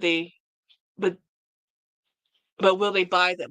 I want to know that too, especially with the Murakami collection, because everybody wanted it back, but nobody wants a repeat. They want the same vibe and feel. And I think they've done that with some of the styling. They didn't put the ruffles on the Murakami, they just put the bow on the side. So they made it a little less fussy. But what I really like about the new Murakami drop is not actually the repeats of the white with the rainbow LVs or the black with the rainbow LVs is actually the flowers, which I don't think was in the first drop. And I'm not talking about the cherries and I'm not talking about the blossoms. I'm talking about the Murakami flowers. I don't, I think those are awesome because they're different, you know? Woohoo! Coke tastes different in the West Coast and the East Coast. Yeah, it sure does. We're still able, we still here in Texas, we import Mexican Coke. It's Coca-Cola bottled in Mexico. And we drive it up to Texas and we pay exorbitant amount of price for a bottled Coca-Cola that we bought from Mexico because the water's different and they use cane sugar still. And it is awesome. Every time James and I get one of those Cokes, and we shouldn't because of our diabetes, but once in a while we'll split one. It takes me back to my childhood because I'm like, this is what Coke's supposed to taste like. And I even know that formula probably has changed too, but it's still closer than what we have in the United States. And we're the originators of Coca-Cola. Use real sugar in their Coke and it's the US. Yeah. Yeah, it's not made. Yeah, no. I have ever tried to drink the coffee. Have you ever tried to drink the coffee in Arizona? I have never had the coffee in Arizona, and I've been to Arizona, but I don't remember the difference in the coffee. Um, so Sam sells an 18-pack of their own brand mineral sparkling water. It's just it's just Topo Chico. Keith, no, it's nasty, Linda P. I mean, I've been to Arizona and I've had coffee, but I don't notice anything different. You know, I've heard about people who brew coffee. They say that you really should use hard coffee, mineralized water, instead of using water that's been softened. They say hard water makes better coffee, soft water makes better tea, but I don't know. Anyhow, I need to stop talking. I've been on here an hour and a half. I really enjoyed Jackie's TED's talk and rant mode. And this is all because of college and working in retail and listening to other people's retail. Like I knew I had the opportunity to own a business and I told my father no. I had two opportunities. He was going to buy us a needlepoint business and I said, Dad, no. And then my friend was going to sell us her restaurant. And I said no, because I see how much work it takes to run a business successfully. When you own a business, you are married to that business. If you are married to a spouse, you might be divorced. You know, my friend who owned the restaurant, her and her husband, I think the best thing that they've been married for, I mean, ever. And it literally was when you work together, and James and I work together all the time, but it's different when you're in food services. Um, Sometimes they had an argument and he would just walk out and not cook. She would have to cook and run the front of house. It was there. marital strife in a business is difficult because they have a kid to take care of. And I'm just like, I saw that. And I'm like, I'm not going to even try to do this. I said, James and I would kill each other if we ran a business together. We can work together. We cannot run a business together. That is a whole different thing. So I said, heck no. I know enough, worked enough with small business owners to know that I don't have it. I can't even sell my bags. I'm much better as a public servant. I'm much, much better as just, um, yeah, no, no, not for me. Like 85% of them fail in the first year because nobody really understands the amount of work and the slim margins that really do exist, especially in restaurants.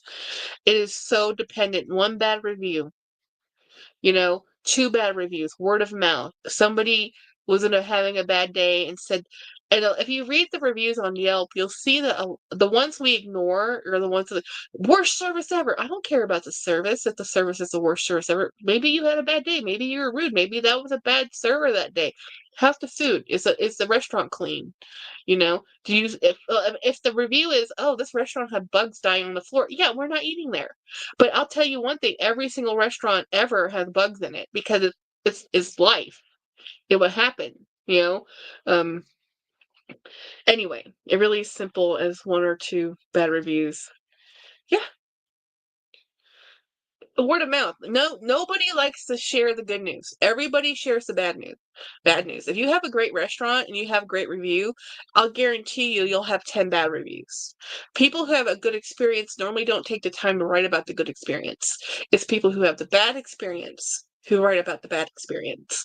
And they'll write way more bad reviews or comments than good ones because people who are upset will voice their opinion. People are happy. They're just happy. I'm like, oh, that's great. Thank you. That's a great day. I go out of my way to say thank you to servers and I go out of my way to say thank you to business owners. And I've actually tried, hey, can I have the name of your server? If I wanted to write a note to say thank you, how can I do that? And they were shocked. They're like, well, we don't have a system for that. I'm like, what do you mean? Like, don't you have a server? Like, I can't just say Susan from the store. There could be 5 Susans. How are they going to know I'm saying this person was great? There was no way to give recognition to corporate that this server was awesome because what they normally get is this server sucks. And a lot of times your managers are sitting there protecting their staff because people are upset with them. It's really not the staff. Sometimes it's just the people are upset, you know. Anyhow, it's only one or two. I just assumed those two people are Karens, yes. And there's a picture of that Thai King visible in the dining area. That's a pretty good indicator whether they're good or not. Yes, that's true. That's true. Great tip, Keith.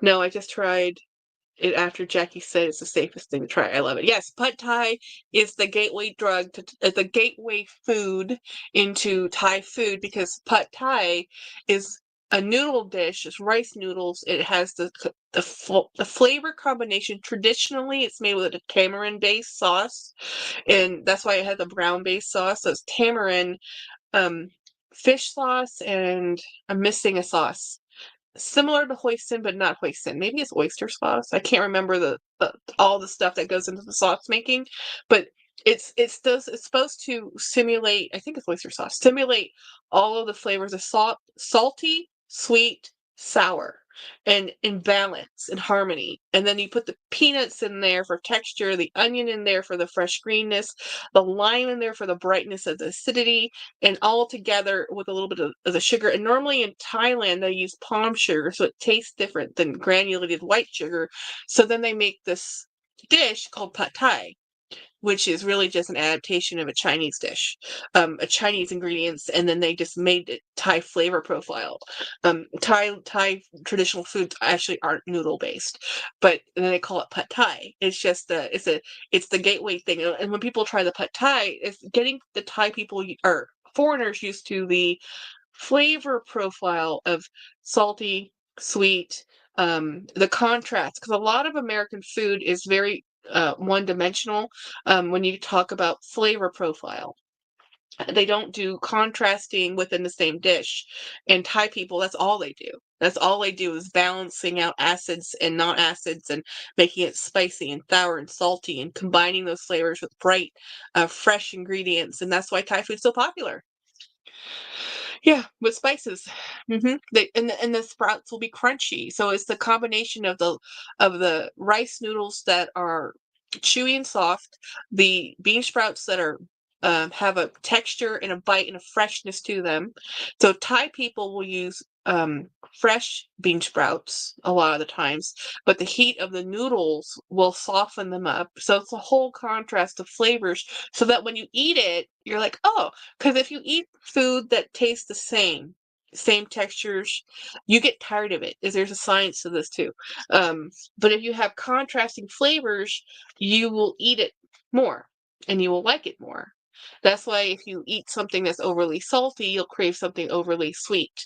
And that happens in America a lot. A lot of our food will be, we like sugar, so we put sugar in everything. So the bread's a little sweet, the food's a little sweet, everything's a little sweet. And then you drink a Diet Coke. Well, Diet Coke or Coca-Cola is sweet, but it's also extremely salty in the sodium, although it's hidden because of the sweet. So, but you're craving the diet soda because you're eating something that's really sweet, and it's actually the salt in the diet soda that you really want. I took food sciences too. I like learning crap. I like learning stuff, and I always wondered about that because, like, why? And I like food. I watched Food Network and all the travel channels, and I love trying different cuisines. And it's always interesting to see, like, what's people come I always like asking people, what's your comfort food, because that tells a lot. Like, my comfort food and James's comfort food are not the same. And what I mean by comfort food is, like, when you're having a really crap day and you just want to feel better and you don't care about nothing, what is it that you want to eat? And what is it that you go to? What makes you feel better to be alive, right? And that's different for everybody, you know um very different. Like, for me, I always want a soup. I always want, there's actually a pork and rice soup, spicy. I want that all the time. That is my comfort go-to. If I'm sick, I want chicken and rice soup or pork and rice soup if I have the pork. Um, Sometimes not when I'm sick, it's chicken because pork's too much fat in it. But and even if I can't make it with the spice I want, I still make a version of it, right? When James is sick, it's a whole different ball game. He wants something completely different. He never wants rice soup. I've made this dish a lot. He never wants it. Um, we just go to the Korean supermarket, night market, um, huge conglomerate, um, usually H Mart and Korea stores that moves. Next, try Putzi. I love Putzi, but I don't know if she's gonna like the basil key. That's the big divider with Putzi. Well, not Putzi. It's Putzi, yeah, Putzi is better. I'm thinking of Put Kimao. Put Kimao has the basil in it. Putzi doesn't. Um, yeah, but Putzi, I think she'll like that one too. Or Put Wunsen, smaller noodle, thicker noodle. Um, it's a wider noodle with more of chew. Yeah, not like pho. If you don't, the thing, okay, Winnie, the thing about pho is what people don't tell you. If when you go eat pho, that's how Americans say it, is pho. That's how you're supposed to say it. In Vietnam, the reason why they give you an entire plate of condiments, and it's like they're giving you basil and they're giving you lime and they're giving you chili and they're giving you hoisin sauce and they're giving you sriracha sauce or they're giving you some type of thing, it's because all of those soups have a base, and what you are supposed to do as the person eating it, which is very contrary to what Americans do, you're supposed to season it to your flavor profile. And there's supposed to be a balance. The hoisin will add depth of flavor, but if you add too much, it's too sweet. So then you add a little bit of the spice with the sriracha. If that's still too much, it depends on the bone broth. You can't, and how long you cook the bone broth, right? So the whole thing about pho is the soup base has to be amazing. If the soup base is just okay, then you have to help it along with the right amount of hoisin to get it to the flavor profile you want. Now, if you're an American who's never had pho before, and you go to a Vietnamese restaurant, you're like, oh, I'll have the pho, and you get it, and you're like, why do people love this? It depends on the soup broth. Most of the time, the bone broth has to be done, um, the best restaurants will cook it the day before. They will they will refrigerate it. They will skim off all the solid fats, and they will cook it, heat up the water slowly, so that the next day you have your broth. Now, what bad restaurants do, which is more often, they will water down that soup because they are selling so much, or they'll use a base that is a quick and dirty base. So the best pho restaurants are the ones you see Vietnamese people in, not just serving, dining. Um, are you referring to Katom? Yes, I am, Keith. That is my favorite, and it's not even Thai. It's Chinese, but we're Thai adaptation. Um, Pho is Vietnamese. It's coriander, anise, cinnamon, which may turn you off. It turns a lot of people off, especially if they don't give enough of those ingredients time to develop. Um, yeah, it is a breakfast food in Vietnam. It totally is. You know, yeah, I didn't love it. No, and you're not going, and not, here's the thing about pho. You find a restaurant you like, you stay with that restaurant. When that cook leaves, you'll know. You will know. When you go to the restaurant and you get the same thing you always order, and you're like, what happened to the food? Where did the cook go? I have asked that more than one time. I said, did you change cooks? And they're like, yes. I'm like, okay. Are they coming back? No, he moved. Okay. I never go back to the restaurant. Mac and cheese for me, gluten free.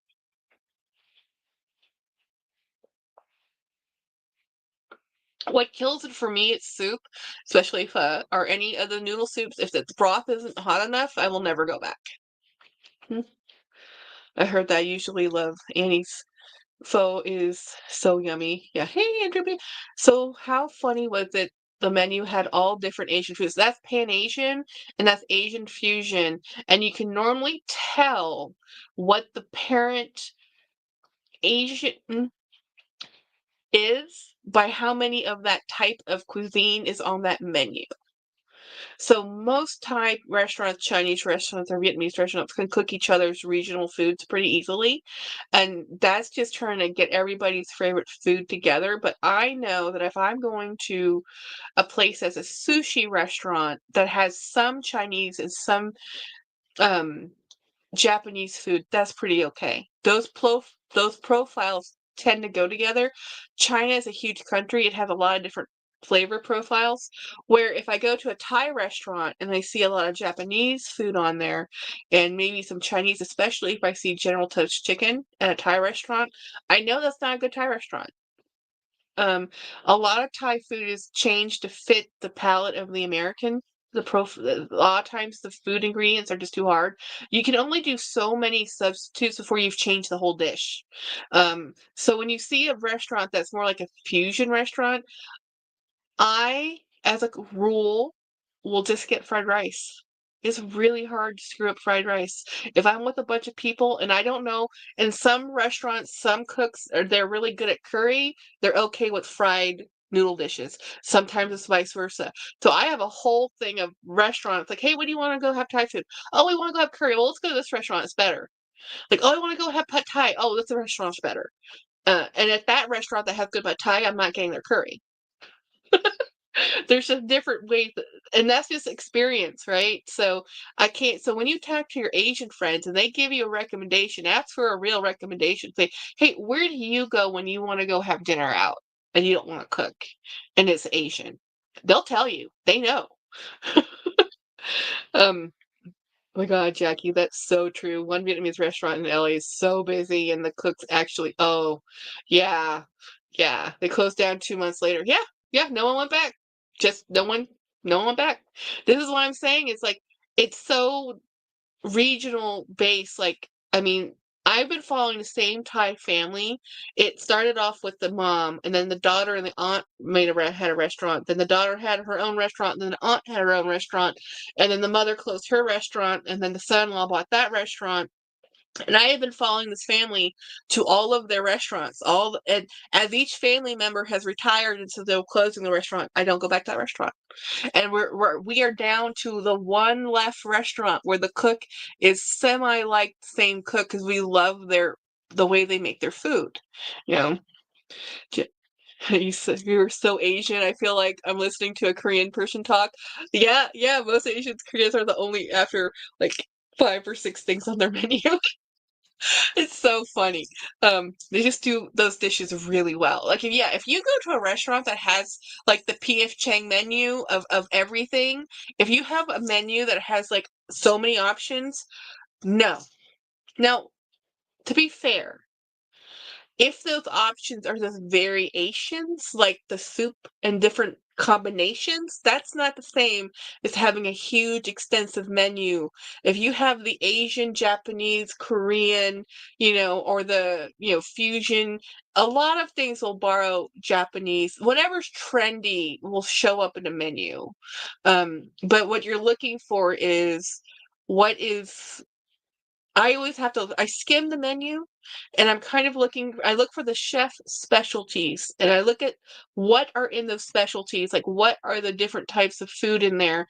Why is it a specialty? And I quiz the poor staff. My poor husband. He gets a little embarrassed. Um, Fried rice rocks, yes. And you know what? If you go to a restaurant and you get fried rice and it's not good fried rice, you'll go back to that restaurant. I judge my Asian restaurants by the quality of their rice, their white rice, not even their fried rice. I will get their white rice. And if I know immediately with the quality, because I am Asian, I am a connoisseur of rice. Some people can be a connoisseur of potatoes or bread or pasta. I am a connoisseur of rice. Oh my God, it's snowing in Tennessee. Oh my God. That's so awesome, Winnie.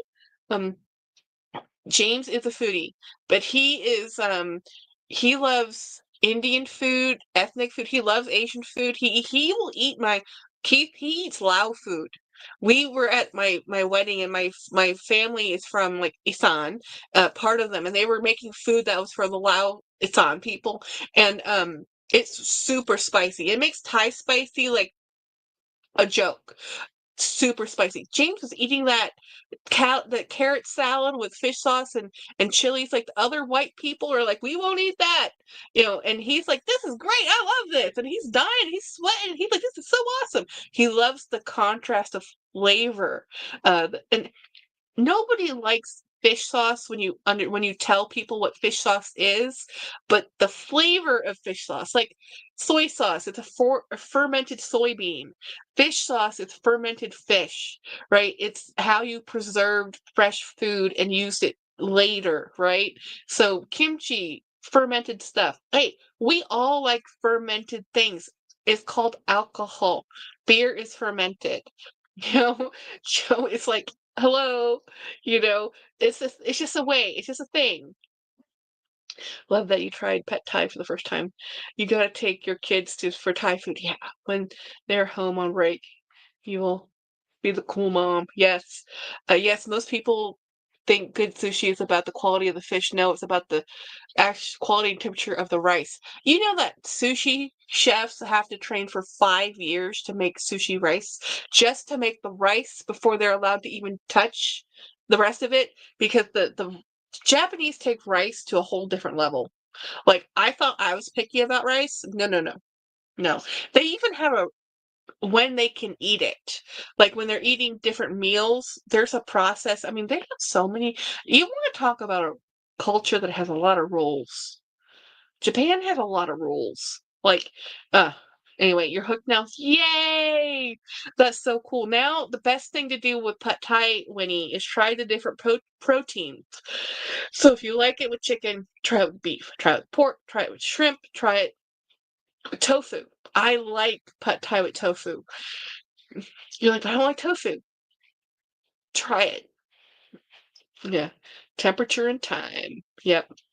Yeah, Japanese culture, they have a process with the rice that you're supposed to when you cook your rice in a rice cooker and you open your rice cooker, you're supposed to fluff up the rice and serve yourself and then fluff it so the next person it's the aeration of the ratio instead of being compact. It's a big thing. It's a big thing. Um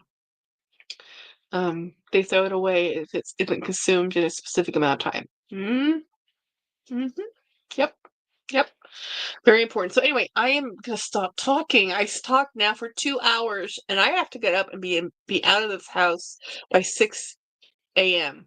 So Joy! Oh my gosh, Joy, I'm so sorry I'm getting offline. Hi, Joy, our Corin.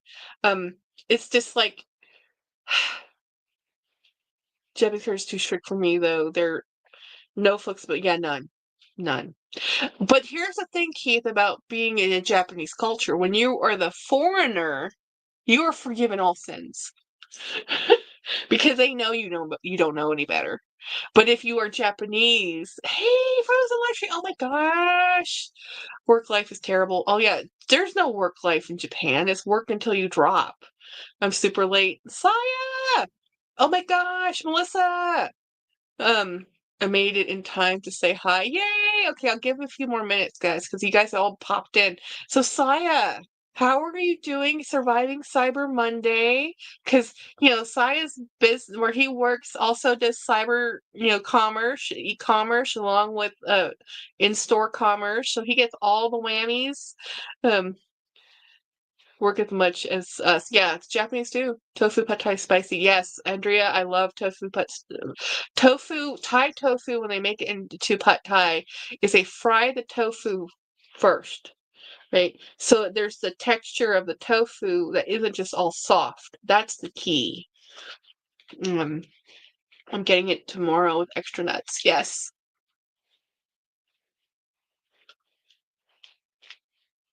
James gets his pad thai with extra lime. He likes a lot of lime on his. I don't.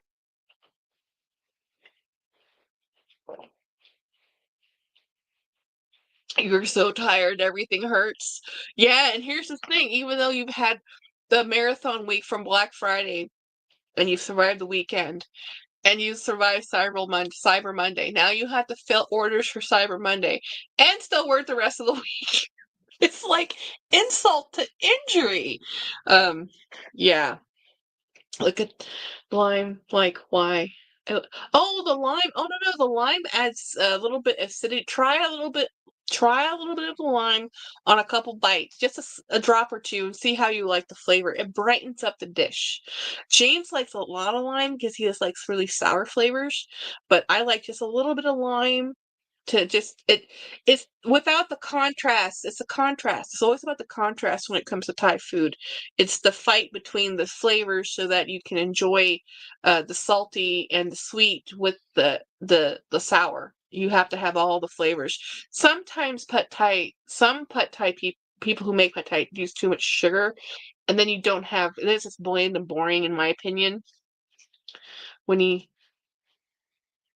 tell that to Patrick, but you need a week or two off. Well, you're gonna take a month off of January to survive your December.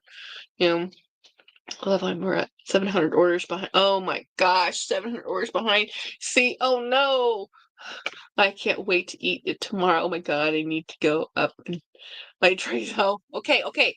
I am getting off this. I'm getting off this. Hi, everybody. Thank you for joining my live. Thank you for being members to my members. Thank you for hanging out as my subscribers, those who wish to be members. I try to do an extra live and I do exclusive videos on top of all the other videos you get.